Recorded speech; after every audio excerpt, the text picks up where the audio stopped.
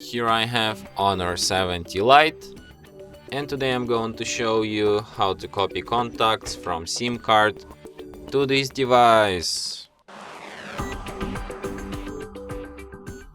So firstly you should go to the contacts application.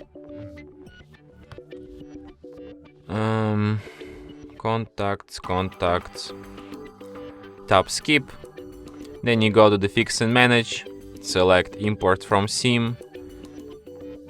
So here you can select which contacts you want to transfer.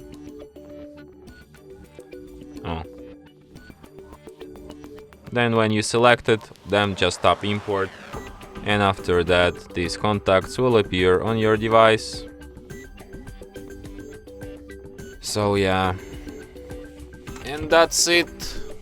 Thanks for watching. If you find this tutorial useful, don't forget to hit that like button and subscribe to our channel.